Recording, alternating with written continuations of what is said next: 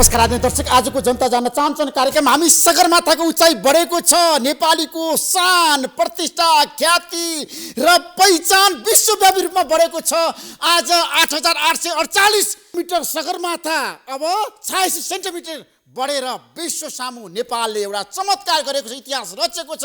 यसबारेमा आजको कार्यक्रममा हामी विशेष रूपमा चर्चा गर्दैछौँ। सबै नेपालीको छाती गर्वले फुलेको छ। आज नेपालले एउटा इतिहास पहिलोपटक फेरि रचेको छ। सगरमाथाको उचाइ बढिसकेपछि वर्तमान सरकारले आज जसरी आफ्नै सबै प्रविधि प्रयोग गरेर भूमि सुधार व्यवस्था मन्त्री पद्मा अर्यालले एकदम महत्त्वपूर्ण भूमिका निर्वाह गरेर आज नेपालीको लागि एउटा महत्त्वपूर्ण ऐतिहासिक काम भएको छ। हामी सबैले यसलाई प्रशंसा गर्नुपर्छ, स्वागत गर्नुपर्छ। त्यसैले आज हामी सगरमाथाको शिखरको कुरा गरिरहँदाखेरि विश्वको ध्यान नेपालतिर आकर्षित भएको छ। सबैको ध्यान सगरमाथातिर छ। सगरमाथा विश्वको सबैभन्दा अग्लो शिखरको हाइट बढेको छ, उचाइ बढेको छ र नेपालीको पनि हाइट र उचाइ बढेको छ। यसले गर्दाखेरि आजको कार्यक्रम हामी यसबारेमा पनि विशेष रूपमा चर्चा गर्दैछौँ। राष्ट्रियताको कुरा गर्दाखेरि, नेपालको भूभागको कुरा गर्दाखेरि सबै नेपालीको एउटा सङ्कल्प छ। नेपाल आज जसरी विश्व सामु एउटा बहसको विषय भएको छ। केपी शर्मा ओलीको नेतृत्वमा सरकार बनिसकेपछि पछिल्लो समय लिम्पियाधुरा कालापाण्डा लिपुलेख नेपालको हो। नेपालले नयाँ नक्सा जारी गरिसकेपछि धेरैको ध्यान नेपालतिर केन्द्रित भयो। यसबारेमा पनि मन्त्री पद्मा अर्यालको महत्त्वपूर्ण भूमिका छ। आजको कार्यक्रममा हामी यसबारेमा पनि विशेष रूपमा चर्चा गर्दैछौँ र प्रधानमन्त्री केपी शर्मा ओलीले सर्वदलीय बैठक बोलाएर सबैलाई भन्नुभएको छ, संविधानलाई बचाउनको लागि यो संविधानको मर्म र भावना अनुसार सबैलाई हिँड्न पनि प्रधानमन्त्रीले आग्रह गर्नुभएको छ र संविधान विरोधी शक्तिलाई प्रधानमन्त्रीले आज चेतावनी पनि दिनुभएको छ। हामी सबै मिलेर यो संविधानको रक्षा गर्नुपर्छ, हिंसात्मक गतिविधिको हामीले विरोध गर्नुपर्छ भनेर प्रधानमन्त्रीले सर्वदलीय बैठकमा भन्नुभएको छ। जनताले परिवर्तनलाई स्वीकार गरिसकेका छन्। परिवर्तन आज संस्थागत भइसकेको छ र परिवर्तनको विरुद्धमा कोही पनि जानु हुँदैन भनेर प्रधानमन्त्रीले भन्नुभएको छ सर्वदलीय बैठकमा। र प्रधानमन्त्रीले भन्नुभएको छ गणतन्त्र संहिता र धर्मनिरपेक्षताको बारेमा एकजुट भएर सबै लाग्नुपर्छ भनेर प्रधानमन्त्रीले बताउनु भएको छ। यसबारेमा पनि आजको कार्यक्रममा हामी विशेष परिचर्चा र बहस गर्दैछौँ। तपाईँहरू सबैलाई थाहा छ सर्वदलीय बैठकमा कङ्ग्रेसले सरकारको आलोचना गरेको छ र भनेको छ प्रधानमन्त्रीकै कारणले गर्दाखेरि समस्याहरू आयो, सङ्कटहरू आयो भनेर पनि भनेको छ। जनता समाजवादी पार्टीले पनि भनेको छ। तर राष्ट्रिय प्रजातन्त्र पार्टीले भने राज संस्थाको कुरा गर्यो आज पनि सर्वदलीय बैठकमा। यसबारेमा पनि आजको कार्यक्रममा हामी विशेष रूपमा चर्चा गर्दैछौँ। र हाम्रो देशमा सङ्घीय लोकतान्त्रिक गणतन्त्रको विकल्प छैन र सबैले लोकतान्त्रिक मूल्य र मान्यतामा अडिग भएर जानुको विकल्प खोज्नु पनि हुँदैन। यसबारेमा पनि आज हामी विशेष रूपमा चर्चा परिचर्चा र बहस गर्दैछौँ। तपाईँहरू सबैलाई थाहा छ हामीसँग धेरै विषयवस्तु छन्। कोरोनाको सङ्क्रमणको कुरा गर्दाखेरि पछिल्लो समय सङ्क्रमण बढ्न थालेको छ, चिसो बढेको छ, मृत्युदर पनि बढ्दैछ। त्यतातिर सरकारले ध्यान दिनुपर्छ। आज पनि सर्वदलीय बैठकमा कोरोना रोकथाम र नियन्त्रणको लागि अब सरकारले गम्भीर र संवेदनशील भएर कदम चाल्नुपर्छ भनेर धेरैले भनेका छन् र सरकारले चाल्ने कदमलाई हामी साथ दिन्छौँ भनेर पनि भनेका छन्। त्यसैले आजको कार्यक्रममा हामी यसबारेमा पनि महत्त्वपूर्ण बहस गर्दैछौँ। तपाईँहरू सबैलाई थाहा छ आज हाम्रो बिचमा एउटा सफल व्यक्तित्व हुनुहुन्छ। आज सगरमाथाको उचाइ बढ्यो, कसको कारणले बढ्यो, कसरी बढ्यो, यो संयुक्त रूपमा नेपाल र चीनले किन चाहिँ एकैचोटि सार्वजनिक गरे त, के कारणले? आजको कार्यक्रममा हामी यसबारेमा विशेष चर्चा गर्दैछौँ। सफल मन्त्री पद्मा कुमारी अर्यालसँग म केही समयको विश्रामपछि आउँदैछु।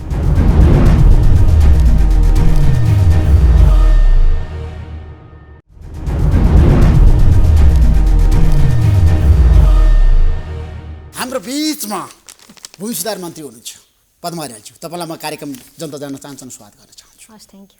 मन्त्री, सगरमाथाको उचाइ कसरी बढ्यो बताउनुहोस् त यति वृत्तान्त। वास्तवमा सगरमाथाको उचाइ यो प्रविधिको प्रयोगबाट मापन भएको विगतमा नापेको प्रविधि र अहिलेको प्रविधिमा केही फरक छ। हामीले जिपिएस प्रविधिको प्रयोग गऱ्यौँ। प्रविधि भनेको विज्ञान हो। विज्ञान भनेका अकाट्य चिज हुन्छ, मान्नुपर्ने हुन्छ नि। त्यसैले अलिकति विगतको मापनमा एउटा प्रविधिको समस्या। अर्को कुरा के हुन्छ भने मौसमको कुरा पनि हुन्छ। मौसम हेरिकन पनि अब हाइटमा तलमाथि पर्ने केही रहन्छ होला, यी 2-3वटा कारणबाट नै। अनि अहिले जुन प्रविधि भयो त्यो प्रविधि एकदम चुचुरोमै राखेर हामीले प्रयोग गरे हो। अब पहिलेको चुचुरोमै नपुगेको त्यो खालको चर्चा पनि हामीले सुन्ने गरेका थियौँ। त्यसैले यिनै 2-3टा कारणबाट नै हिजोको भन्दा आजको सगरमाथाको साँच्चै भने आजको दिनमा छ नि छाती छ नि गर्वले फुलेको छ, नेपालीको गौरवान्वित भएका छन्। अब 86 सेन्टिमिटर मात्रै बढी किन हुन सकेन, के कारणले? धेरैले भनेका थिए धेरै बढ्न सक्छ सगरमाथाको उचाइ भन्नेहरू पनि थिए नि। वास्तवमा जतिखेर हामीले उचाइ मापनको कामको सुरुवात गऱ्यौँ, सगरमाथाको उचाइ माप बढ्या छ भनेर कसैले तर्क गरेर गरे होइन। एउटा कुरा के आयो भने जब हामी कहाँ एउटा भुइँचालो गयो, विनाशकारी भूकम्पसँगै काठमाडौँ सेरोफेरोका केही बिन्दुहरूमा हामीले नापीबाट चेक गर्दाखेरि, मापन गर्दाखेरि केही हाइट घटेको देखियो एउटा कुरा। अनि दोस्रो कुरा, जसरी हाम्रो हिमहरू पग्लिने क्रम जारी छ, त्यो हिउँ पग्लिएसँगै सगरमाथाको हाइट पनि घट्यो कि भन्ने यी आशंका। किन धेरै किसिमको बहस भएको थियो नि त। अब हिउँ पग्लेको छ होइन, भुइँचालो गयो होइन, त्यसले गर्दा सगरमाथाको चाहिँ उचाइ घट्यो भन्नेहरू पनि धेरै थिए, तर बढ्यो। र तपाईँहरूले नेपाल र चीन मिलेर किन चाहिँ मापन नाप्नुभयो, किन यो चाहिँ आज सार्वजनिक गर्नुभयो नि त? मैले पहिलो कुरालाई नै सक्छु, त्यही घट्यो कि भन्ने आशंकालाई हामीले निवारण गर्न थियो। त्यसैले अहिलेको हाम्रो प्रविधिको प्रयोग गरेर मापन गरिरहँदाखेरि सगरमाथाको उचाइ घटेको छैन, बरु बढेको आइरहेको छ एउटा कुरा। अब दोस्रो कुरा, यहाँको दोस्रो प्रश्न जुन हो, हामीले चाइना र नेपालले सँगै किन नाप्न पर्यो भन्ने प्रसङ्गको जुन कुरा छ, म यहाँलाई स्मरण गराउन चाहन्छु र यहाँको टेलिभिजन मार्फत अरू जनतालाई पनि जानकारी गराउन चाहन्छु, किनकि यो स्वभावैले सबै जनताहरूको अलिकति जिज्ञासाको विषय हुनसक्छ, आशंकाको विषय हुनसक्छ। अत्यन्त महत्त्वपूर्ण प्रश्न गर्नुभएको छ। हामीले जति बेला सगरमाथाको उचाइ मापनको काम सुरु गऱ्यौँ, यद्यपि अलि अगाडिबाट सुरु गरेका थियौँ। हामीले 75 सालको चैत्र 27 गते त टिमलाई बिदा नै गरेको, सम्माननीय प्रधानमन्त्रीज्यूको समुपस्थितिमा उहाँले शुभकामना दिएर हामीले सगरमाथाको मापन गर्ने टोलीलाई हामीले बिदाई गरेका थियौँ 75 चैत्रको 27 गते बुधबारका दिनमा। त्योभन्दा अगाडिदेखिको प्रोसेस थियो। त्योभन्दा अगाडिदेखिको प्रोसेस के थियो भने हाम्रो सगरमाथाको उचाइ मापन अरू मुलुकले धेरै पटक अरू मुलुकले गरेर त्यो उचाइमा पनि फरक अङ्क मात्रै आएको छ। एउटै अङ्क त कसैले नि फरक आयो, जति पटक नापे पनि फरक आउने परिस्थिति भइसकेपछि हामीले हाम्रो प्रविधिको प्रयोगबाट, हाम्रो साधन स्रोतबाट, हाम्रै जनशक्ति परिचालन गरेर एकपटक हामीले त नापौँ न भनेर अन्तर्राष्ट्रिय स्तरको गोष्ठी गऱ्यौँ। अन्तर्राष्ट्रिय स्तरको गोष्ठी गरिसकेपछि नेपाल, भारत, चाइना, अमेरिका अनि त्यसपछि जापान लगायतका केही मुलुकहरू सहितको अन्तर्राष्ट्रिय गोष्ठी गरेर ल यसपटक अब नेपालको तर्फबाट सगरमाथाको उचाइ मापनको काम गर्ने भनेर अन्तर्राष्ट्रिय रूपमा नै सहमति गरेर हामीले यो कामको सुरुवात गऱ्यौँ। गरिसकेपछि अब नेपालको तर्फबाट सुरु त भयो। नेपालको तर्फबाट सुरु गरिरहँदाखेरि चाइनातर्फको पनि आफ्नो भेगबाट, खास गरी उत्तरखण्डबाट चाइनाले पनि त्यो नापजाँच गर्ने योजना बनाएको रहेछ। त्यो कुरा सम्माननीय राष्ट्रपतिज्यूले चीनको भिजिट गर्ने क्रममा त्यो प्रसङ्ग उठ्यो। दुईवटा सम्माननीय राष्ट्रपतिको बिचमा त्यो विषय उठिसकेपछि छलफल भयो। छलफल भइसकेपछि जब चिनिया राष्ट्रपति नेपालको भ्रमणमा आउनुभयो त्यति बेला जोइन्ट एग्रिमेन्टमा हामीले जोइन्ट नै एलाउन्स गर्ने, सगरमाथाको एलायन्स गर्ने जोइन्ट भनेर हाम्रो त्यो एग्रिमेन्ट भयो। त्यो एग्रिमेन्टलाई कार्यान्वयन गर्नको निम्ति आज हामीले जोइन्ट गरे हो। तर सङ्कलन गर्ने, डाटा सङ्कलन गर्ने कुरा हामीले जोइन्ट गरेको होइन, सबै टिम गरेको नेपाल सरकारले गरेको हो त, नेपालकै प्रविधिहरूले गरेको हो त हो। नेपालतर्फको हामीले दक्षिणतर्फको खण्डको नेपालको प्राविधिक, नेपालको प्रविधि, नेपालको जनशक्तिबाट हामीले आफैले डाटा सङ्कलन गऱ्यौँ। प्रविधि पनि नेपालकै प्रयोग भयो। नेपाल हजुर, केही चीनको सहयोग भएन। केही प्रविधिहरू चीनको त होइन, हामीले अरू ठाउँको लिएका छौँ। त्यो बाहेक हामीले आफ्नै प्रयोग गरेका छौँ। हामीले हाम्रो खण्डतिरको दक्षिणतर्फको गऱ्यौँ। अनि हामीले हाम्रो तर्फको डेटा सङ्कलन गरिसकेपछि फेरि उत्तरतर्फको या उत्तरखण्डको चाइनाको तर्फबाट डेटा सङ्कलन भयो र हामी त झन्डै 1 वर्ष अगाडि डेटा सङ्कलन गरिसकेका थियौँ। अनि उहाँहरूले डेटा सङ्कलन गरिसकेपछि हामीले डेटालाई मिक्स गरेर अनि हामी त्यो ढङ्गले प्रोसेसिङको काममा गयौँ र एउटै अङ्क निकाल्यौँ। जनशक्ति प्रविधि चाहिँ नेपालकै प्रयोग हुँदाखेरि चीनसँग मिलेर हामीले संयुक्त रूपमा आज घोषणा गर्नुपर्ने आवश्यकता थियो र? अब यो के हो भन्नु होला भने सगरमाथा छोएको त दुवै मुलुक हो नि। उत्तरतिरको भाग सगरमाथाको उत्तरतिरको भागले चाइना हेरिरहेछ, दक्षिणतर्फको भागले नेपाल हेरिरहेछ। यो खालको एउटा परिस्थिति छ। दोस्रो कुरो, विश्वमा मान्ने बनाउनको निम्ति जुन दुईवटा मुलुकले सगरमाथा छोएका छन् अनि त्यो दुईवटा मुलुक मिलेर गरियो भने त त्यो सर्वमान्य हुने भयो नि त, सर्वमान्य चिज हुने भयो। यसमा कुनै बहादुरी प्रदर्शन गर्ने कुरा त भएन। आफ्ना आफ्ना प्रविधिहरू, आफ्ना आफ्ना प्राविधिकहरू, आफ्ना आफ्ना जनशक्ति परिचालन गर्ने, आफ्नो हिसाबले डेटा कलेक्सन गर्ने, प्रोसेसिङको काम गरेर अनि जोइन्ट गरौँ भन्दाखेरि त्यसले केही बिग्री जाने कुरा भएन। तर एउटै टोली बनाएर सँगै जाउँ भनेर हामी गएको त होइन। हामीले आफ्नो हिसाबले गऱ्यौँ, उहाँहरूले आफ्नो हिसाबले गर्नु। चीन र नेपालको कुरा मिल्यो यसमा हैन? सगरमाथाको उचाइमा छ मिल्यो। आज जसरी घोषणा भयो हैन, विश्वमा मान्य हुनको निम्ति विश्वमा मानेको छ नि त। सगरमाथाको उचाइ त सबैलाई थाहा छ। अब दुईटा मुलुक सँगै भएपछि सजिलो भयो।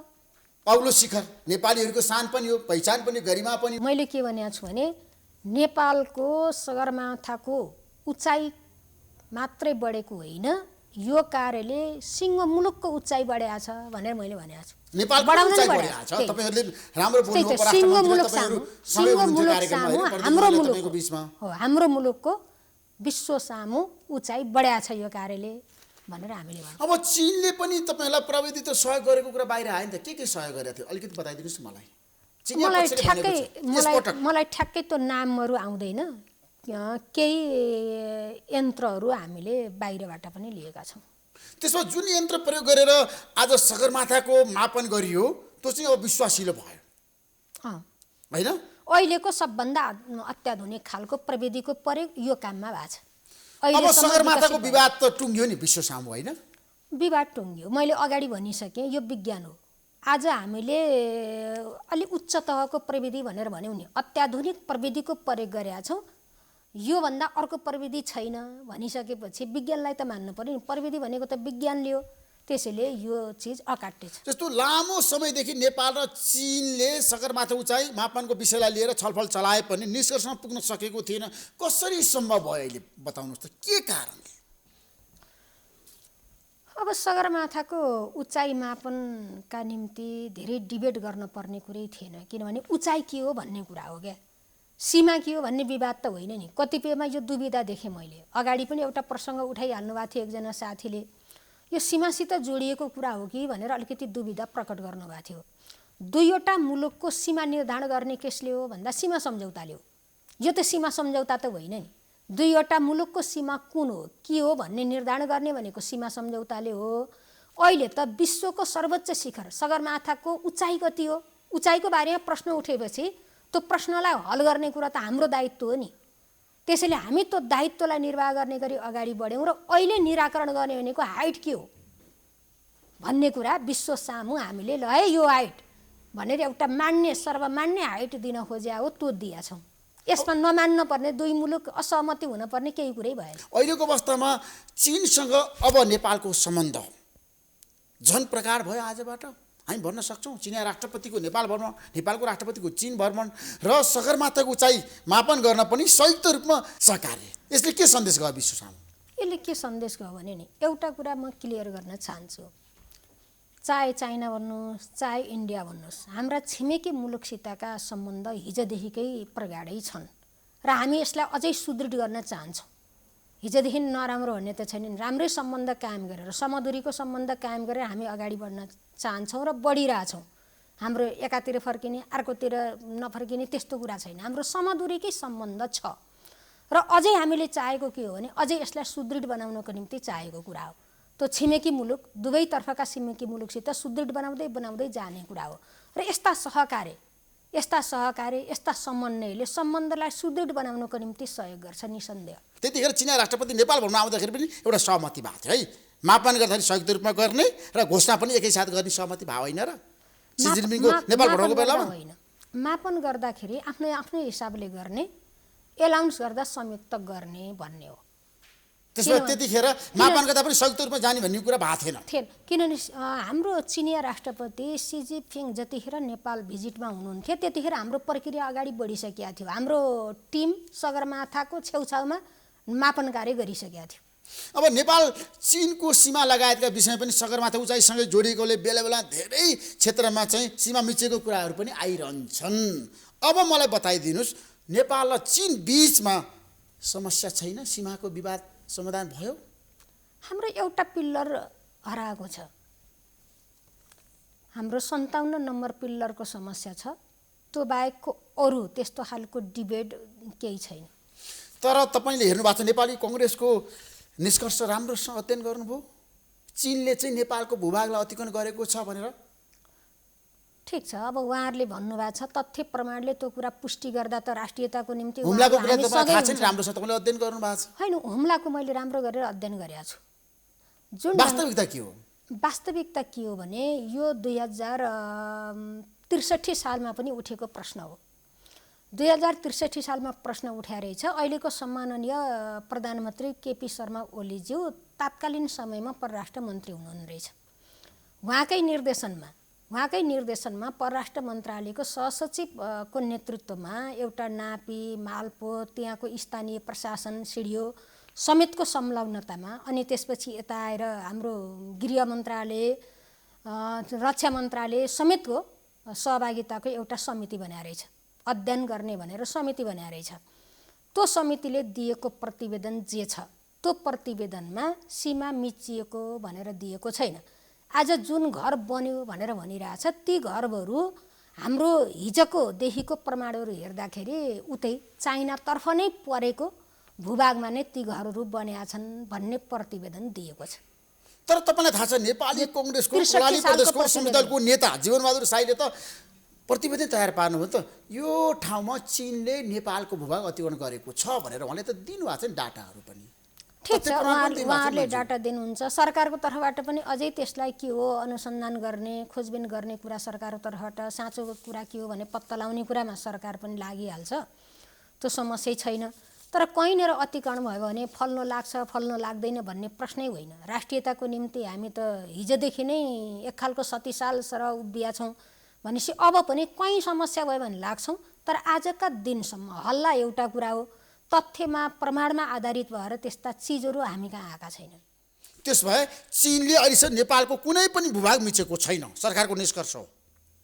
छैन। चीन र नेपालको बिचमा सीमासित जोडिएको समस्या खास छैन। अब लागौँ कालापानी लिपुलेको लिम्बियाधुरातिर। तपाईँले नक्सा जारी गर्नुभयो, नयाँ नक्सा नेपालको। नक्सामा मात्रै नेपालको भूभाग आयो नि। वास्तविक अब नेपाली जनता जान्न चाहन्छन् कहिले ती भूभाग नेपालले प्राप्त गर्न सक्छ? धेरै महत्त्वपूर्ण कुरा उठाउनुभयो ऋषिजी। यस्ता विषयहरू जुन कूटनीतिक विषय हुन्, दुई देशका सम्बन्ध, दुई देशका छलफल होइन, दुई देशको संवादबाट टुङ्ग्याउन पर्ने विषय हो। यस्तो विषय एउटा पक्षले या एउटा देशले मैले यति डेटमा टुङ्ग्याउँछु अथवा यो मितिमा टुङ्ग्याउँछु भनेर टुङ्गिने विषयहरू होइन। टुङ्गिनको निम्ति दुईटै देशको सहमति हुनुपर्छ। तर अहिले पछिल्लो समय हेर्दाखेरि हामीले हाम्रा दुई देशका सम्बन्ध बिचमा अलिकति चिसोपना आयो कि भन्ने खालको जुन चर्चा थियो र संवाद हुन नसकेको पनि परिस्थिति थियो। तर पछिल्ला समयमा हाम्रा संवादहरू अगाडि बढ्ने गरी सकारात्मक ढङ्गले अगाडि गएको छ।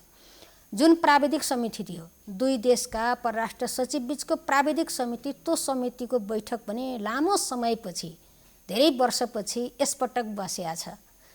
त्यसैले अब हामी त्यो विषयलाई टुङ्ग्याउनको निम्ति सकारात्मक दिशामा छौँ, छलफलमा छौँ, संवादमा छौँ भन्ने छ। जहाँसम्म नेपालको सरकारको कुरा हो, सरकारले नक्सा जारी गर्यो, कसैको प्रेसरमा गरे त होइन नि। सरकारले आफूले महसुस गरेर यो भूभाग हाम्रो हो, विगत लामो समयदेखि थातिरह्यो, अब हामीले यसको काम अगाडि बढाउनु पर्छ भनेर नक्सा जारी गर्यौँ। नक्सा जारी गर्ने भनेको दृढता व्यक्त भएको कुरा हो। अब हामी यो विषयमा संवेदनशील ढङ्गले अगाडि बढ्छौँ र टुङ्ग्याउँछौँ भनेर नक्सा जारीसँगै हाम्रो दृढता प्रकट भएको छ नेपाल सरकारको। र त्यही ढङ्गले हाम्रो टेबलमा गएन विषय। अस्ति टेबलमा गयो, वार्ताको टेबलमा दुवै पक्ष बस्न तयार पनि भएको छन् भन्छु। तर सीमा विवाद समाधान हुन्छ भारतसँग नेपालको, तपाईँलाई विश्वास छ? होइन, नभई सुखै छैन नि। कसरी हुन्छ?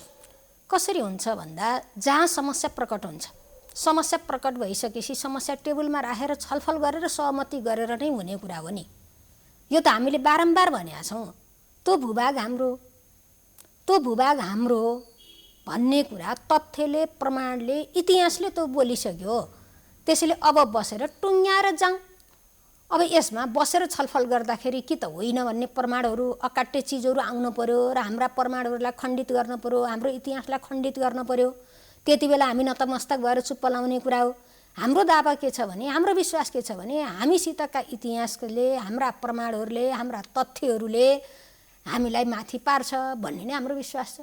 होइन, प्रधानमन्त्री केपी शर्मा ओलीको नेतृत्व सरकारले अभूतपूर्व एकता संसदमा प्राप्त गर्यो होइन। सबै पोलिटिकल पार्टी एक भएर संविधान संशोधन गरे, नयाँ नक्सा जारी भयो। तपाईँले जारी गर्नुभयो, तर त्यो नक्सा जारी गरिसकेपछि जमिन फिर्ता ल्याउने बारेमा भारतसँग जसरी वार्ता हुनुपर्थ्यो अहिलेसम्म आधिकारिक वार्ता त भएको छैन मान्छे।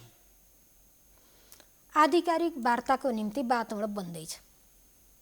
आधिकारिक वार्ता हुन्छ, अब छोटे वार्ताको टेउमा दुवै पक्ष बसेर एकदम सप्रमाण नेपालको चाहिँ पेश हुन्छ। अब नेपालले आफ्नो तथ्य प्रमाणसहित आधिकारिक वार्तामा बस्दाखेरि हामी त्यो टेबल गर्छौँ, हामी छलफल गर्छौँ। छोटे वार्ताबाट अब तपाईँले भने जस्तै आधिकारिक वार्ताको निम्ति वातावरण बन्दैछ। अब नेपालसँग सबै प्रमाणहरू छ मन्जु, वार्ताको टेबल बस्दाखेरि राख्न सक्छ होइन नेपालले? यथेष्ट छ, यथेष्ट प्रमाणहरू छ। यथेष्ट छ, लिम्बुधुरा लिपिलेको सबै छ। त्यसमा नेपाल सरकारले विजय प्राप्त गर्छ? विजय प्राप्त नगर्नै हुँदैन नि। वर्तमान प्रधानमन्त्री केपी शर्मा ओलीकै नेतृत्वमा चाहिँ ती भूभागहरू फिर्ता आउँछ, लिम्बुधुरा लिपिले कालापानी? स्वयं प्रधानमन्त्रीले यो कुरा व्यक्त गरिसक्नु भएको छ। तपाईँलाई विश्वास छैन? छ। यो सम्माननीय प्रधानमन्त्री केपी शर्मा ओलीको नेतृत्वको सरकारको कार्यकालमा आएन भने बरु के हो भन्नुपर्ने हुन्छ। हामी त दृढताका साथ अगाडि बढेको हो नि। उहाँले पटक पटक भन्नुभएको छ यो विषय मैले मेरो नेतृत्वमा टुङ्ग्याउनुपर्छ भनेर आफै बोलिरहनु भएको छ। उहाँलाई नाटकीय कुरा गर्न बोलेको त होइन नि त, कसैले बोल भनेर बोल्नु भएको त होइन नि त। आफूलाई लागेर मैले गर्नुपर्छ, म जिम्मेवारीमा हुँदा यसलाई मैले टुङ्ग्याउनुपर्छ भन्ने ठानेरै उहाँ बोलिरहनु भएको छ। तर तपाईँलाई थाहा छ तपाईँकै पार्टीभित्रबाट सरकारलाई असहयोग भइरहेछ। प्रधानमन्त्री केपी शर्मा ओलीको राष्ट्रवादी मुकुण्ड उतारियो भनेर प्रचण्डले भन्न थाल्नु भएको छ नि त। समस्या त त्यहाँ छ नि त। अब नेताहरू कसरी बोल्नुहुन्छ, आफ्नो बोलीको जवाफदेहिता उहाँहरू नै लिनुहुन्छ। तर मैले यो ठाउँबाट भन्दाखेरि यो कम्युनिस्ट पार्टीका नेतृत्व तहमा रहेका नेताहरूले राष्ट्रियताको झन्डा बोकेर आएका हुन्, राष्ट्रवादी आन्दोलनको नेतृत्व गरेका हुन्। त्यसैले सबै राष्ट्रवादी हुन् भन्ने हाम्रो विश्वास छ। अब आरोपित गरेर आन्दोलनलाई कमजोर बनाउनुहुन्छ भने हाम्रो कठै भन्नु बाहेक अर्को केही विकल्पै छैन। तर त्यस्तो भन्नुभयो कि भन्नु भएन म त अहिले त्यतातिर जान चाहन्न। तर साँचो कुरा के हो भने केपी ओली भनेको राष्ट्रियताको मामलामा शक्तिशाली हो। नाकाबन्दीको सामना कसले गर्यो? केपी ओलीले गरे होइन। नेपालको नक्सा जारी गर्ने नेतृत्व हामीलाई निर्देशन कसले दियो? केपी ओलीले दिएको होइन। मन्त्री परिषदको बैठकबाट निर्णय गरेर आएको होइन। सरकारको नीति कार्यक्रममा ल्याएको होइन। यो अरूले ल्याएको हो र उहाँले ल्याएको होइन। अनि अब वार्ताको बाटो टुङ्ग्याउनुपर्छ भनेर पटक पटक दृढता व्यक्त गर्दै त्यो वातावरण बनाउने काममा उहाँ नै लाग्नु भएको छैन। अनि साँचो कुरा गर्ने मुकुण्ड हुन्छ र? त्यसैले केपी ओलीलाई राष्ट्रवादीको मुकुण्ड भनेर कसैले भन्छ भन्ने लाग्दैन। उहाँले त व्यवहारबाट पुष्टि गर्नुभएको छ। पटक पटकका व्यवहारबाट राष्ट्रवादी सोच, राष्ट्रवादी काम गरेरै उहाँले साबित गर्नुभएको छ। त किन आरोपित गर्नु पर्यो? सत्तारूढ दलकै नेताहरूले आलोचना गरेका छन् र प्रतिपक्षी दलका नेताहरूले पनि भन्न थालिसके जमिन कहिले फिर्ता ल्याउने प्रधानमन्त्रीज्यू, नक्सा जारी गरेर मात्रै पुग्दैन, जमिन चाहियो, लिम्पियाधुरा लिपुले कालापानी। त्यो फिर्ता ल्याउन सक्नुहुन्छ प्रधानमन्त्रीले? प्रतिपक्षीको त धर्म हो क्या। प्रतिपक्षीले एउटा कुरो यो मामलामा साथ दिएछ, धन्यवादै छ। हामी त एकताबद्ध भएको हो नि त। अब फिर्ता गर्ने पनि एकताबद्धै भएर हो। आरोप प्रत्यारोप गरेर फिर्ता हुँदैन। खेल्न पाएको खेल्दैन, मजाले खेल्छन् नि। त्यसैले छिटो गरौँ भन्ने सबैको चाहना हुनु स्वाभाविक छ। छिटो गर्न पाए हुन्थ्यो भन्ने त सबैलाई लागेको छ नि। त्यो चिन्ताले सुझाव दिने कुरा, छिटो गरौँ भन्ने कुरालाई म अन्यथा ठान्दिनँ। तर यस्ता विषयहरू राजनीतिक मुद्दा बनाएर कूटनीतिक सम्बन्धमा खलल पर्ने, दुई देशको बिचमा खलल पर्ने खालका विषयहरू उठाउन राम्रो हुँदैन। तपाईँको कार्यकालमा नक्सा जारी भयो, तपाईँको हातले नक्सा जारी गरे हो नि त होइन, नयाँ नक्सा। तर त्यो नक्सा जारी भयो, जमिन चाहिँ फिर्ता ल्याउनको लागि छ नि, तपाईँले पनि त पहल गर्नु परेन।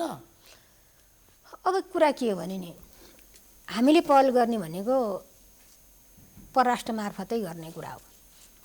मन्त्री परिषदको कार्यविभाजन नियमावलीले के भन्छ भने कूटनीतिक कुराको पहल कदमी त परराष्ट्रले हो, यसको नेतृत्व परराष्ट्रले गर्ने हो। साइडबाट प्रष्टलाई चाहिने डकुमेन्टहरू, तथ्यहरू, प्रमाणहरू, प्राविधिक कामहरूमा सहयोग हामीले गर्ने हो। यो त मिलेर गर्ने हो नि, कसैले के गर्ने भने छ तेरो काम हो तैँले गर भन्ने होइन। त्यो वार्तालाई सार्थक निष्कर्षमा पुर्याउने हामीसित जे चिज छन्, हामीसित भएका तथ्य प्रमाणहरू उहाँहरूलाई उपलब्ध गराउने, प्राविधिक हिसाबले अरू कुनै सहयोग गर्न पर्ने छ भने गर्ने काम हामीले गरिदिने हो। तर दुई देश बिचमा कुरा गरेर वार्ताको वातावरण बनाएर टेबलमा बसाल्ने काम त कूटनीतिक हिसाबले नेतृत्व गर्ने मन्त्रालयकै तर्फबाट हुन्छ।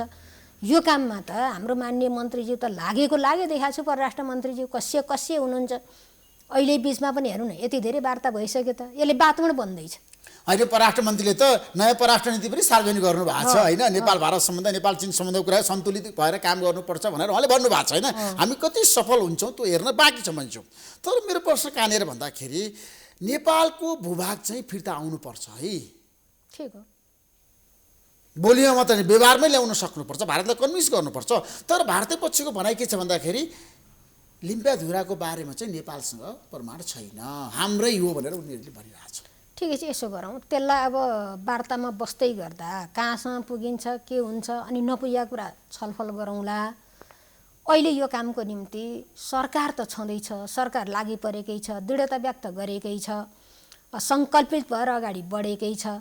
तपाईँहरू जस्ता अब राष्ट्रवादी सोच भएका सञ्चारकर्मीहरूको अत्यन्त महत्त्वपूर्ण भूमिका हुन्छ यो काममा सकारात्मक भूमिका खेलिदिने, अनि अरू जो बाहिर होलान् भन्नेहरूलाई पनि सकारात्मक ढङ्गले सोच्ने, यो काममा सहयोग गर्नको निम्ति वातावरण बनाइदिने कुरा तपाईँहरूले गर्नुभयो भने सबै मिल्दाखेरि, हामी सबै मिल्दाखेरि अनि हाम्रो जमिन नआएर कहाँ जान्छ त? मन्जु, अब लागु राजनीति विषयवस्तुतिर तपाईँलाई थाहा छ, अब वर्तमान सरकारको विरुद्धमा पार्टीभित्रैबाट मोर्चाबन्दी भइरहँदाखेरि केपी शर्मा ओलीले काम गर्न पाउनु भएन जनताको चाहना अनुसार भन्नेहरू धेरै छ। सरकार असफल भयो के हो त? काङ्ग्रेसले पनि भन्यो आज सरकारले काम गर्न सकेन, यसको औचित्य सक्यो भनेर प्रधानमन्त्रीकै सामु भनेको छ।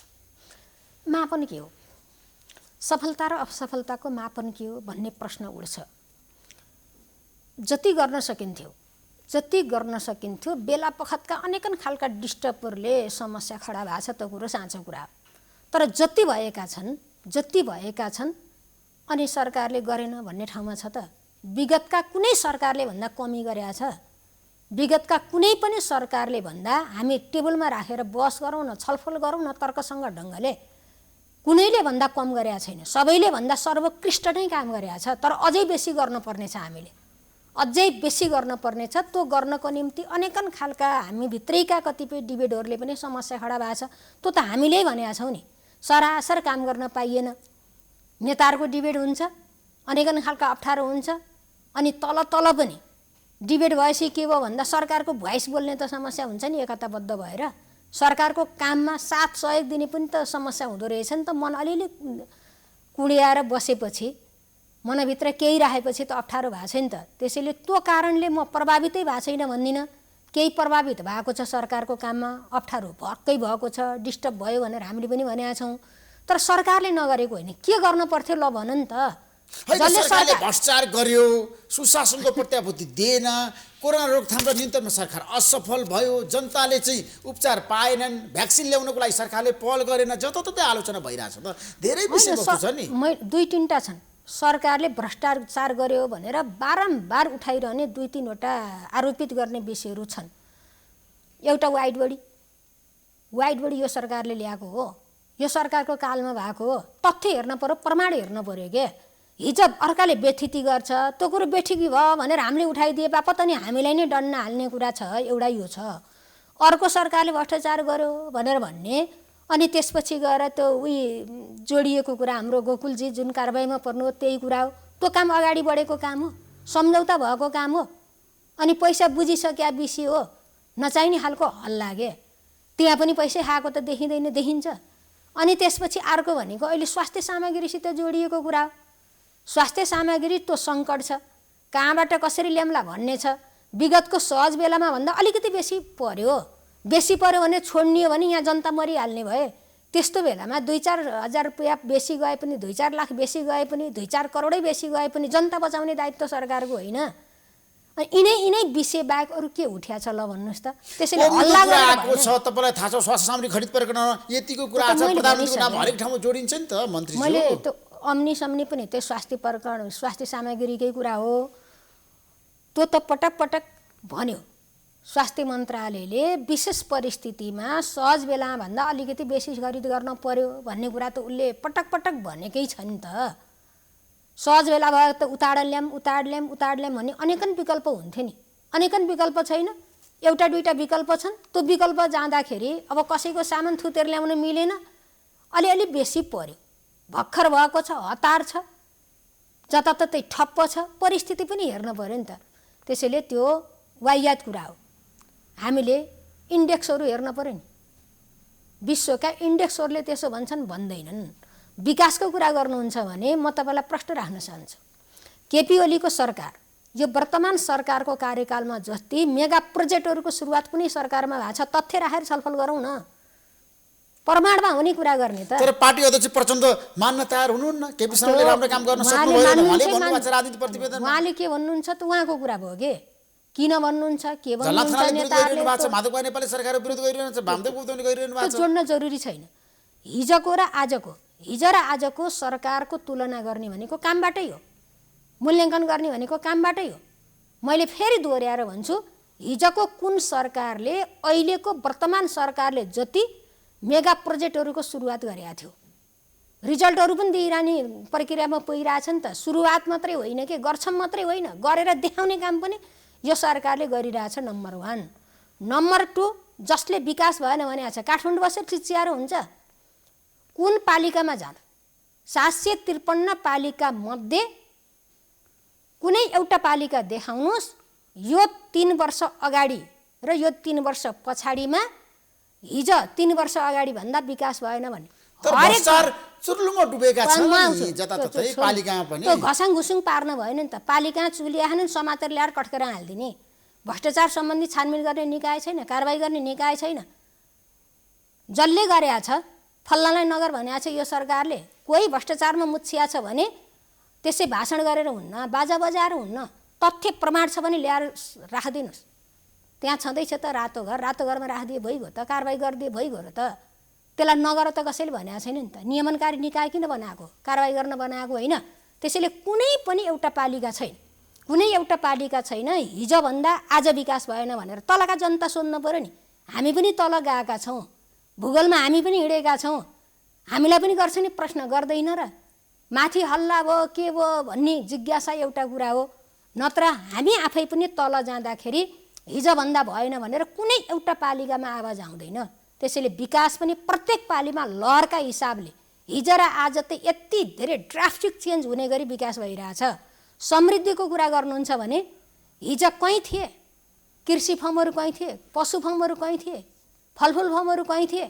समृद्धिका हेरौँ त अब गाउँमा सारा ठुला फर्महरू सञ्चालन गरेर हाम्रा दाजुभाइ दिदीबहिनीहरू समृद्धिको अभियानमा लाग्नु भएको छ।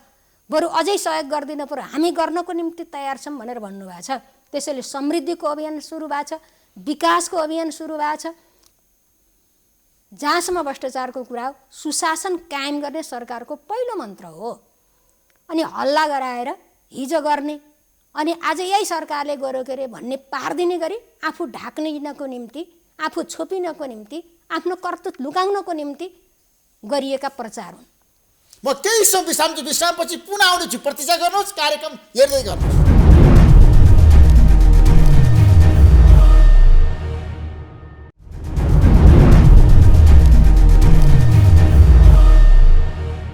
विश्रामपछि तपाईँलाई म कार्यक्रममा स्वागत गर्न चाहन्छु पुनः मन्छु। अब मलाई के बताउनुहोस् भन्दाखेरि अब सरकारले जसरी गणतन्त्र विरोधीहरूलाई अब निमिट्यान पार्ने र गणतन्त्रको विरुद्धमा जसरी सडक बनाएर लागेको छ, राजा आऊ देश बचाऊ भनेर, अनि नेतृत्व चन्द्र विप्लवले पनि व्यक्ति हत्याको राजनीति सुरु गर्नुभएको छ। अब सरकार कसरी जान्छ, सरकारको रणनीति के छ? वास्तवमा मुलुकमा अस्थिरता निम्त्याउने खेल एबाट भए पनि बीबाट भए पनि त्यो अत्यन्त घातक छ। अब राजतन्त्रको माग गर्ने भनेको सिस्टम नै समाप्त बनाउने कुरा हो। व्यक्ति हिंसाको राजनीतिमा होमिने भनेको पनि सिस्टमलाई धावा बोल्ने कुरा हो। त्यसैले जसले जे हिसाब किताबबाट यो कुरा गरेको भए पनि, यो अभियान सञ्चालन गरेको भए पनि यसको कुनै अर्थ छ जस्तो मलाई लाग्दैन। एउटा कुरो, यो मुलुकका राजनीतिक पार्टीहरू आफूले लडेर ल्याएको सिस्टमका विपक्षमा कोही बोल्छ भने चुप लाएर बस्दैनन्। सिस्टम जोगाउनको निम्ति फेरि पनि जो लागेर यो परिस्थिति सिर्जना गरे, गणतन्त्र स्थापना गरे, अनि गणतन्त्रमाथि कसैले प्रश्न उठाउँछ, कसैले धावा बोल्छ भने चुप लाएर बस्छन्। तर प्रश्न त उठिसक्यो, सडकमै जनताहरू आउन थालिसके। राजा देश गणतन्त्रको विकल्प खोज्नुपर्छ। त्यो केही हुँदैन, किनभने त्यसले केही असर पार्दैन, असरै गर्दैन। राष्ट्रिय प्रजातन्त्र पार्टी पनि राष्ट्रताको पक्षमा गयो। राजतन्त्र आउने भनेको मसान घाटबाट मरेको मान्छे बिउतिहार ल्याउने जस्तै हो। यो पहिले पनि यी विषयहरू उठेका छन्, त्यसैले यी दिवस नहुन्। हाम्रो जस्तो मुलुकमा, हाम्रो जस्ता अरू गणतन्त्रका पक्षधर पार्टीहरू यत्रो मजबुत भएको, अनि यो सिस्टमलाई जोगाउनु पर्छ, गणतन्त्रलाई जोगाउनु पर्छ, लोकतन्त्रलाई जोगाउनु पर्छ भनेर लाग्ने यत्रो दरा पार्टीहरू भएका मुलुकमा अनि साना ए वा बी नामका संस्थाले नारा लगाउँदैमा अनि गणतन्त्र फर्लगै आइहाल्छ, के अरे गणतन्त्र स्वाट्टै सकिहाल्छ, त्यो वाहियात कुरा हो।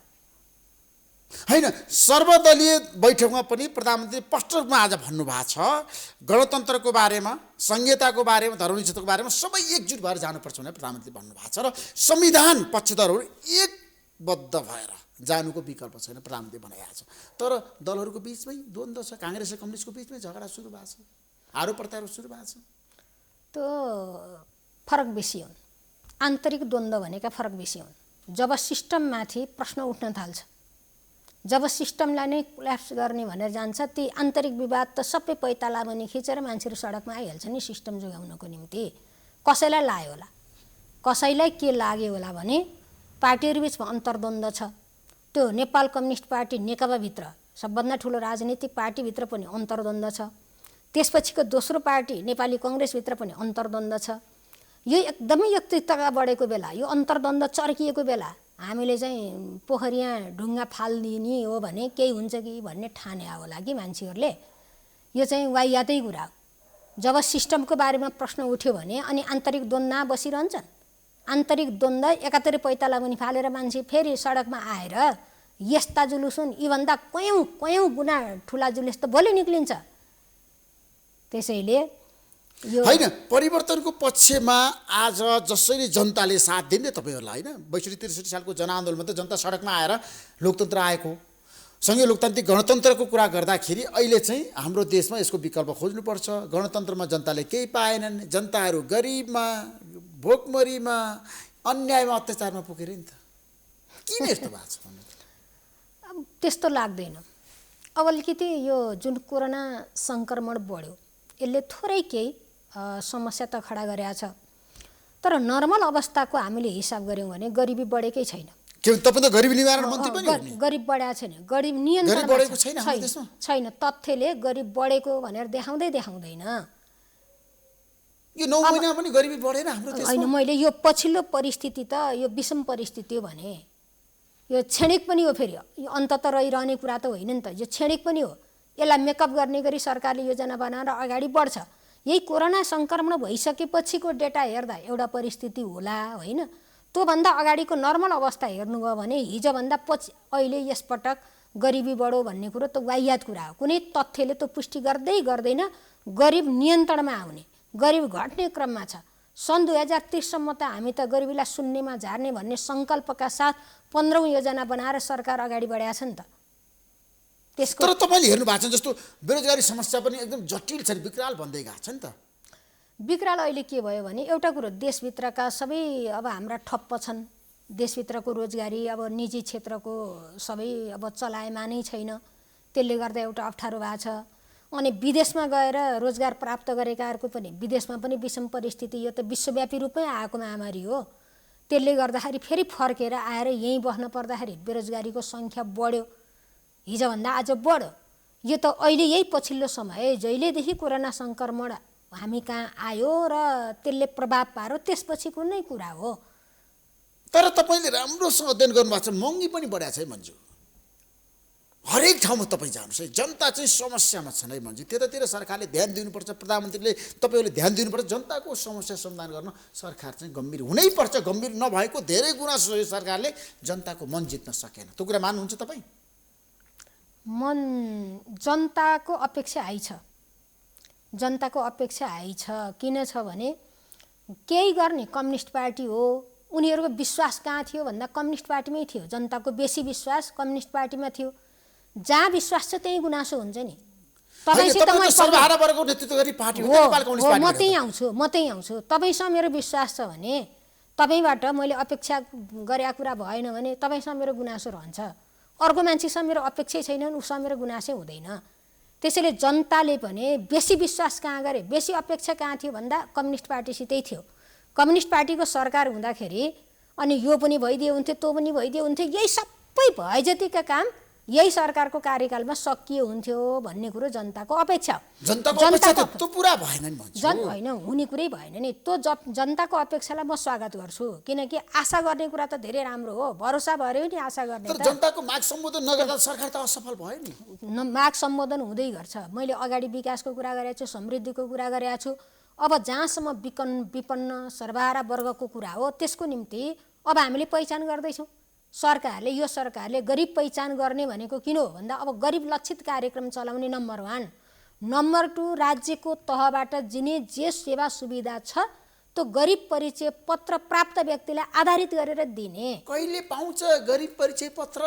हामीले यो आर्थिक वर्षमा सक्ने योजनाका साथ अगाडि बढेका छौँ। अनि सुकुम्बासी समस्या समाधान गर्न सक्नुहुन्छ? सुकुम्बासी समस्या समाधान जनताहरू समस्यामा छन् भन्छु।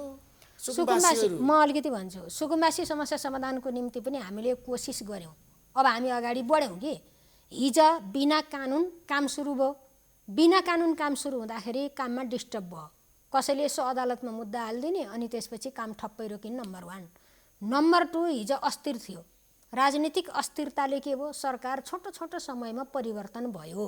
त्यसले पनि एउटा सरकारले आयोग बनाउँछ अनि अर्को सरकार आएपछि भ्याङ्गै पार्दिने, फेरि अर्को नयाँ बना, त्यसले पनि काम गर्न नपाउँदै जाने। यस्ता चिजले विगत लामो समयदेखि 7 दशक अगाडिदेखिको आन्दोलन, सुकुम्बासीहरूको आन्दोलन, यसले सार्थकता प्राप्त गर्न सकेन। हामीले यो 5 वर्षको थाई सरकार भएको हुनाले यो 5 वर्षभित्रमा सुकुम्बासीको समस्या समाधान गर्नुपर्छ, त्यो कानुनकै हिसाबबाट व्यवस्था गरेर गर्नुपर्छ भनेर हामीले कानुनी व्यवस्था गऱ्यौँ। अब समस्याको समाधान के का आधारमा गर्ने भन्दा सामाजिक न्यायमा आधारित भएर गर्ने। त्यसको निम्ति सबभन्दा पहिले जो भूमिहीन सुकुम्बासी तिनलाई प्राथमिकतामा राख्ने र तिनलाई त्यसमा त राजनीतिकरण होला। कांग्रेस कम्युनिस्टलाई तपाईले राम्रोसँग छुट्याउनु होला, हेर्नु होला, कम्युनिस्टले पाउला कांग्रेसले नपाउला। त्यो हुँदैन। किन हुँदैन भन्नु होला नि, हामीले यस्तो सिस्टम विकास गर्यौँ कि अकाट्य सिस्टम विकास गर्यौँ। हाम्रो सिस्टमबाट नै को धनी हो, को गरिब हो, को सुकुम्बासी हो, को होइन भन्ने देखिन्छ। तपाईको मुलुकभरिमा ऋषि धमलाको यो मुलुकभरि कहाँ कति जग्गा जमिन छ भन्ने कुरो तपाईले आइडी नम्बर दिनुभयो भने 2 मिनेटमा हामी निकाल्दिन सक्ने सिस्टम विकास गर्यौँ। त्यसैले मुलुकमा कुनै न कुनै ठाउँमा जग्गा जमिन भएको मान्छे सुकुम्बासी त हुँदैन नि। सुकुम्बासी त जग्गा जमिनै नभएको मान्छे हो। त्यसैले कति मान्छे जग्गा जमिन नभएका निस्किन्छन्, ती मान्छेहरूको पहिलो व्यवस्थापन हुन्छ, तिनलाई प्राथमिकतामा राखेर काम गरिन्छ। अनि त्यसपछि दोस्रो नम्बरमा अव्यवस्थित बसोबासीहरू। अब हामीले भूमिको वैज्ञानिक व्यवस्थापन गर्न छ। भूमिको वैज्ञानिक व्यवस्थापन गर्नको निम्ति अव्यवस्थित बसोबासीहरू या अनौपचारिक भू सम्बन्ध कायम गरेर बसेकाहरूको व्यवस्थापन नगरिकन भूमिको समग्र भूमिको व्यवस्थापन गर्न सकिन्न। वैज्ञानिक व्यवस्थापन त्यसको निम्ति हामीले दोस्रो नम्बरमा गर्छौँ। यो कामको निम्ति हाम्रो आयोग क्रियाशील भएर अगाडि बढिसकेको छ। अब के भइरहेछ, पालिकामा एग्रिमेन्ट भइरहेछ। धमाधम भोलि मात्रै पनि जनकपुरमा 2 नम्बर प्रदेशका पालिकाहरूसित सम्झौता गर्ने कार्यक्रम थियो। म स्वयं जाने कुरा थियो, अलिकति अस्वस्थ भएको कारणले म जान सक्ने परिस्थिति छैन। यो महिनाभित्र हामीले सबै पालिकाहरूसित सम्झौता गर्ने। अनि त्यसपछि पहिचान गरेर सत्यापनको काम कसले गर्ने, स्थानीय तहले गर्ने। तपाईको वल्लो घरको पल्लो घरको सुकुम्बासी हो कि होइन, मिसयुज भयो कि भएन, त्यहाँ कसैले बाँकी राख्छ, कोही मान्छे सुकुम्बासी नभएकाले म सुकुम्बासी हुँ भनेर सुविधा लियो भने अनि त्यहीँ जिल्ला आएको सुकुम्बासी बन्छ। आयोग त तपाईँले गठन गर्न सक्नु भएन, यत्रो दिन भइसक्यो। सुकुम्बासी आयोग पनि हामी तयारीमै छौँ त किन घोषणा गर्नु भने जिल्ला जिल्लामा तपाईँले जानु पर्दैन, अब सुकुम्बासी आयोग गठन गर्नु पर्दैन? त्यसले काम रोकिन्न। किन रोकिन्न भने सत्यापन गर्ने, पहिचान गर्ने, सत्यापन गर्ने अधिकार कसलाई दिएका छौँ भन्दा स्थानीय तहलाई दिएका छौँ। त्यो काम त धमाधम स्थानीय तहबाट को हुन् भनेर आफ्नो पालिकाभित्रको पहिचान गरेर लिस्टिङ गरेर राख्ने काम भइरहेछ। अब छानबिन गरेर छनौट गरेपछि त हामी पूर्जा दिने चरणमा पुग्छौँ। त्यसैले काम धमाधम अगाडि बढेको छ। देख्ने कुरा के भन्दा रातो पूर्जा हातान आए त देखिएन नि। मान्छेले हाता रातो पूर्जा लिन पाएपछि भागवण्डा कारणले गर्दा जिल्लामा तपाईँले आयोग गठन गर्न नसक्या हो? त्यस्तो पनि होइन, त्यस्तो पनि होइन। सकेसम्म सम्माननीय प्रधानमन्त्रीज्यूको कुरा के हो भने यो पार्टीभित्र सहमतिमै जाउँ, धेरै डिबेट गरेर नजाउँ भन्ने ढङ्गले अरू सबै कुरा पनि सकिया छ। नेताहरूसित कोअर्डिनेसन पनि भएर तयारी पनि भएको छ। अलि बेसी यो पछिल्लो समयमा हल्ला हल्ला धेरै भएको हुँदा बाहिर काम गर्ने गरी पठाएको छैन। पार्टीभित्रको समझदारी आजको आवश्यकता भन्ने प्रधानमन्त्रीको भनाइ आयो। छ। तर प्रधानमन्त्री दुवै पद छोड्नुपर्छ भनेर माधव कुमार नेपाल प्रचण्डले भनिरहनु भएको छ। त्यो सम्भव छ? त्यो भन्ने उहाँहरूको कुरा हो होइन। भन्न त पाइयो नि, भन्न पनि पाइयो, छोड्न पनि पाइयो, त्यो फरक कुरा। तर मैले त्यो सम्भव देख्दिनँ। किन देख्दिनँ भन्नुहोला भने हामीले दुईटा अध्यक्षको परिकल्पना पार्टी एकताको कारणले गरेको होइन। हिजो कम्युनिस्ट पार्टीमा, त्यो माओवादी पार्टीमा, पूर्व माओवादी पार्टीमा पनि दुईटा अध्यक्ष थिएन, पूर्व एमाले पार्टीमा पनि दुईटा अध्यक्ष थिएन। आज हामीलाई दुईटा अध्यक्ष किन चाहियो भन्दा दुईतिरको मनोविज्ञानलाई जोड्नको निम्ति हामीले दुईटा पार्टीको अध्यक्षको परिकल्पना गऱ्यौँ र अगाडि बढ्यौँ। पार्टी एकताको काम सकिएकै छैन।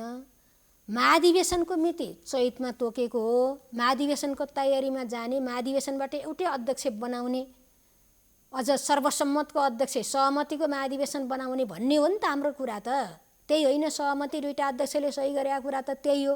तर प्रधानमन्त्रीले पार्टी अध्यक्ष र प्रधानमन्त्री पद एउटा त छोड्नुपर्छ भन्ने अहिले बटम लाइन छ नि त। अहिले छोड्ने कुरै हुँदैन। अहिले छोड्ने कुरा अध्यक्ष पनि नछोड्ने, प्रधानमन्त्री पनि उहाँले नछोड्ने, भनिसक्नु, प्रधानमन्त्रीज्यूले के कुरा भनिसक्नु भएको छ भने महाधिवेशन पूर्व मैले पार्टी अध्यक्ष पनि छोड्दिनँ, अर्को निर्वाचन पूर्व प्रधानमन्त्री पनि छोड्दिनँ भन्नुभयो। प्रधानमन्त्रीको जहाँसम्म कुरा हो सबैले 5 वर्षको निम्ति, योभन्दा अगाडिको स्थायी समितिको बैठकले 5 वर्षको निम्ति प्रधानमन्त्री केपी ओलीले चलाउने भन्ने संस्थागत निर्णय होइन र आयोगले दियो।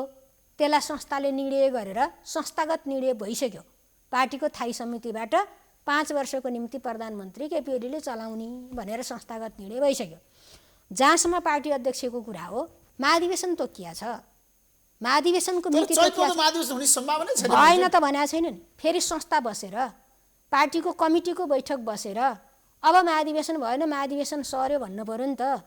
नसर्दासम्म त हामीले बुझ्ने के हो भन्दा चैतमा महाधिवेशन गर्ने भन्ने निर्णय नबदलिँदासम्म त चैतको महाधिवेशनको निर्णय पार्टीको निर्णय होइन। अनि अहिले जे कुरा पार्टीभित्रको द्वन्द्व व्यवस्थापन हुन्छ, कुरा मिल्छ भन्ने तपाईलाई लाग्छ? प्रचण्ड र केपी शर्माले सम्झौता हुन्छ न? कुरा एकातिर कुम्लो भयो कि ठिमीतिर भयो कि अहिले कम्युनिस्ट पार्टीको कुरा।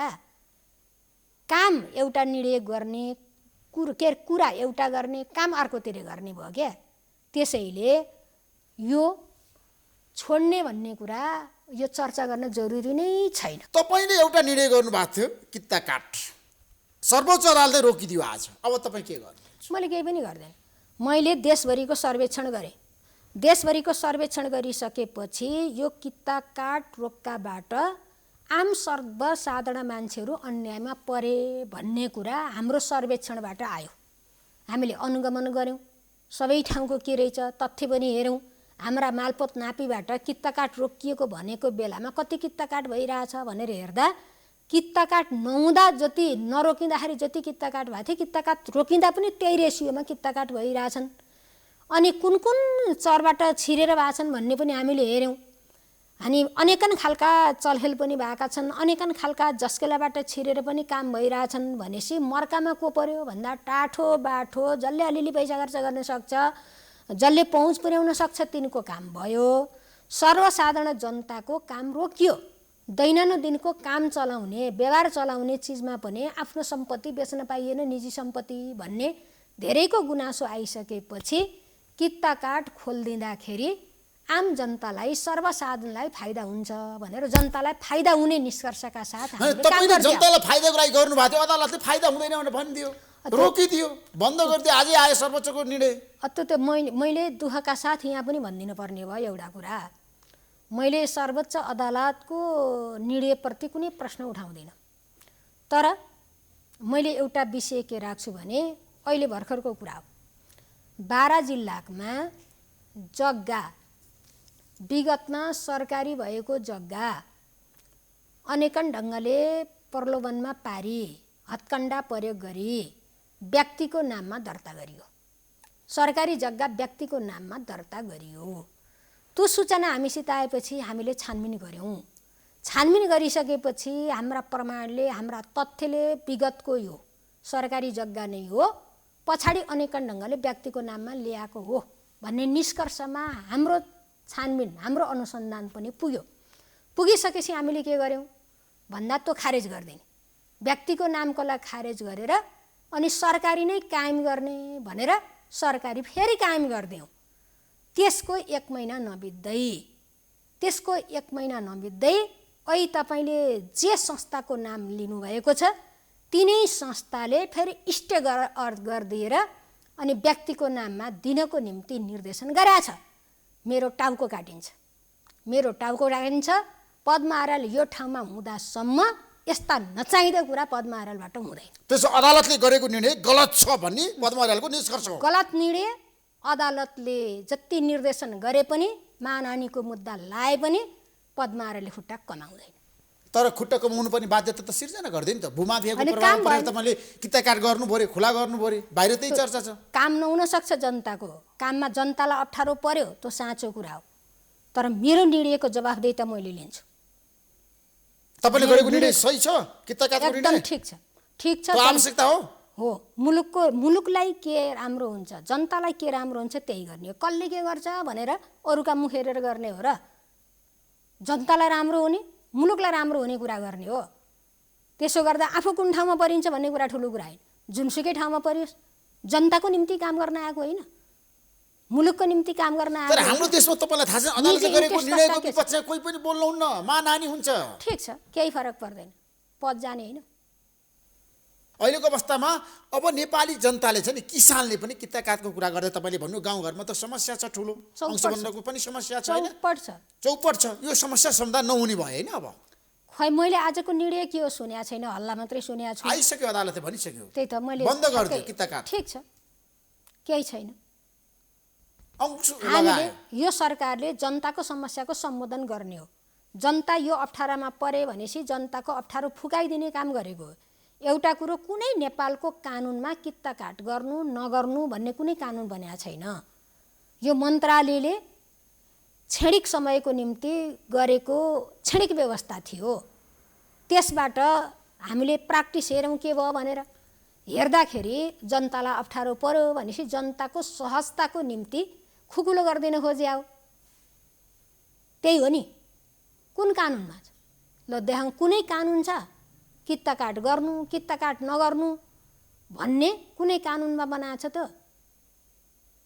यो त कार्यकारी निर्णय हो, कार्यकारी निर्णय हो के? कानुनमा टेकेर गरे होइन। तपाईँलाई म धेरै धेरै धन्यवाद दिन चाहन्छु। हस् त, नमस्कार। हस्, थ्याङ्क यू।